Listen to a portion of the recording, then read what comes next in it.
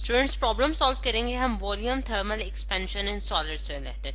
हमारे पास स्टेटमेंट है a balloon contains 1.2 metre cube air at 15 degree Celsius, find its volume at 40 degree Celsius, thermal coefficient of volume expansion of air is 3.67 into 10⁻³ kelvin inverse.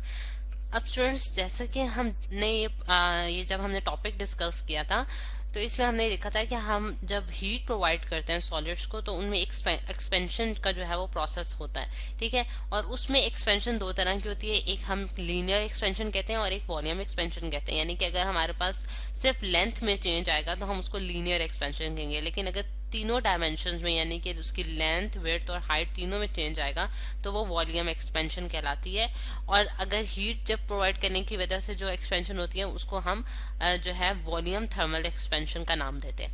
अब इस case में students हमारे पास जो case है उसमें हमने एक बैलून लिया है, ठीक है। यहाँ मैं एक बैलून आपको बना देती हूँ, ठीक है। ये हमारे पास एक बैलून है स्टूडेंट्स जिसका हमने जो है इसकी हमने वॉल्यूम जो हाँ मतलब कि थर्मल एक्सपेंशन जो इसके अंदर प्रोड्यूस हुई है यानी कि इसके अंदर वॉल्यूम जो इंक्रीज आया है उसको हमने फाइंड आउट करना है। यानी कि इसको हमने हीट प्रोवाइड की, ठीक है।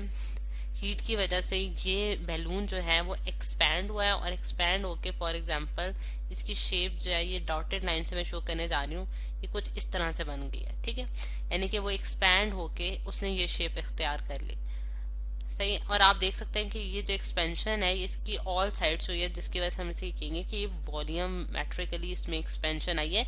यानी कि ये हर डायमेंशन से जो है इसमें इंक्रीज हुआ है, सिर्फ लेंथ से नहीं हुआ बल्कि हर साइड से इंक्रीज आया है, ठीक है। तो इस वजह से हम इसको वॉल्यूम एक्सपेंशन कहेंगे। अब स्टूडेंट्स हम इसका डाटा कलेक्ट कर लेते हैं कि हमारे पास क्या क्या चीजें हमें गिवन है और क्या हमने फाइंड आउट करनी है।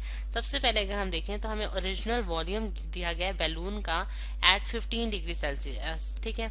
यानी कि वी ओरिजिनल जो है वो हमारे पास कितना है 1.2 मीटर्स क्यूब, ठीक है। और मीटर्स क्यूब हमारे पास वॉल्यूम का यूनिट है। और T1 टेम्परेचर यानी कि जो इनिशियल टेम्परेचर था वो हमारे पास कितना है 15 डिग्री सेल्सियस, ठीक है।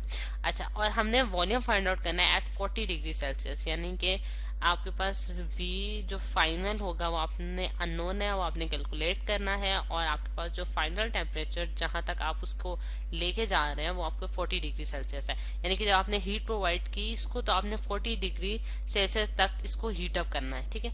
फिर उसके बाद अगर हम देखें कि हमारे पास thermal coefficient of volume expansion of air जो है वो हमें गिवन है जिसको हम बीटा से डिनोट करते हैं स्टूडेंट्स। वो हमारे पास 3.67 इंटू 10⁻³ केल्विन इनवर्स गिवन है हमें, ठीक हो गया।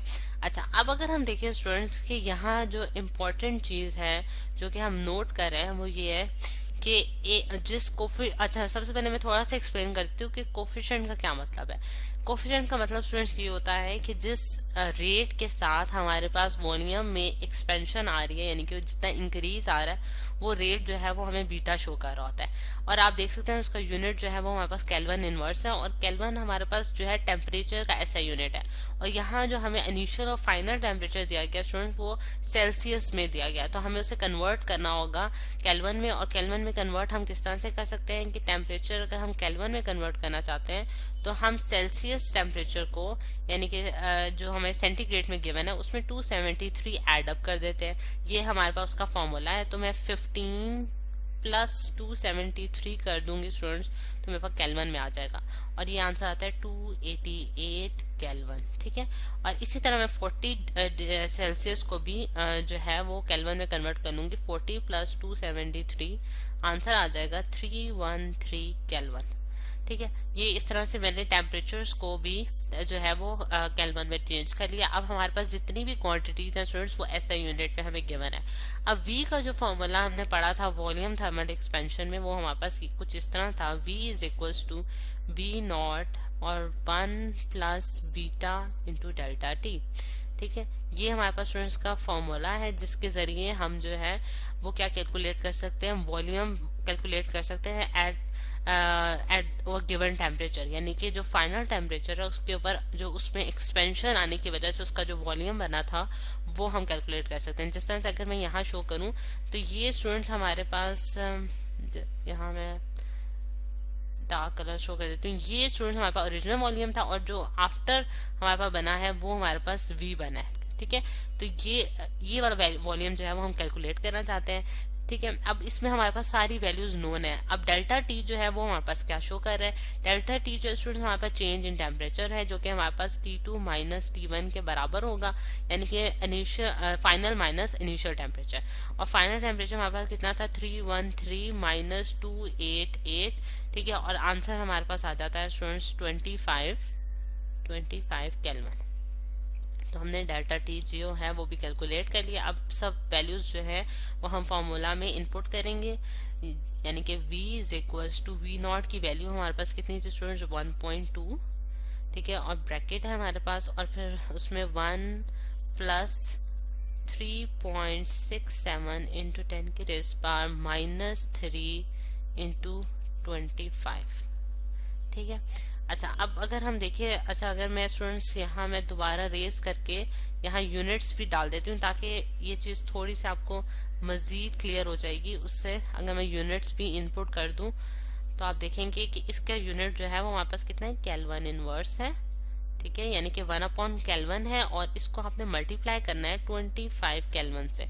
ठीक है, तो आप देख सकते हैं कि केल्विन इनवर्स, यानी कि केल्विन इनवर्स का क्या मतलब है, 1/k। ठीक है, 1/k जब हम इसके साथ k के साथ मल्टीप्लाई करेंगे तो k कैंसिल हो जाएगा, तो हमारे पास यहाँ जो है 1 बच जाएगा। ठीक है, बताइए यूनिट्स में हमारे पास जो है ये यूनिट्स जो है ये आपस में दोनों कैंसिल अप हो जाएंगे। ठीक है, और यहाँ जो है यहाँ यूनिट्स क्या है, 1.2 मीटर क्यूब है। ठीक है, यहाँ भी यूनिट्स डाल देते हैं ताकि सारे यूनिट्स हम इनपुट कर सकें। यहाँ भी मैं यूनिट्स डालने लगी हूँ स्टूडेंट्स, 1.2 मीटर क्यूब। ठीक है, अच्छा अब अगर आप देखें स्टूडेंट्स तो अगर ये केल्विन से कैंसिल हो जाता है तो यहाँ हमारे पास मीटर क्यूब बचता है जो कि वॉल्यूम का यूनिट है, तो इसलिए आंसर में हमारे पास यहाँ मीटर क्यूब आएगा।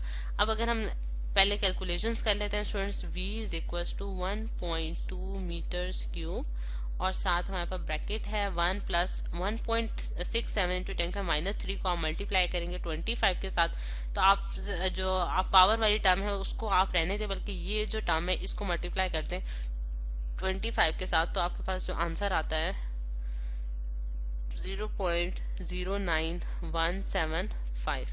ठीक है, अच्छा ये आपके पास आपने इसको होल मल्टीप्लाई कर लिया तो आपके पास ये आंसर आ गया।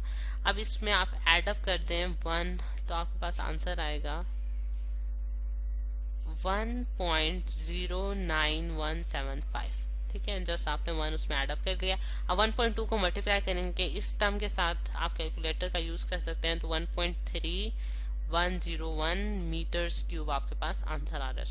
तो ये है हमारे पास फाइनल वॉल्यूम जो कि हम 40 डिग्री सेल्सियस पे जो है हम उसको देख रहे हैं, या फिर आप ये भी कह सकते हैं 313 केल्विन पे जो हमारे पास उसका वॉल्यूम में जो एक्सपेंशन आई है वो हमारे पास इतनी आई है 1.310 मीटर्स क्यूब।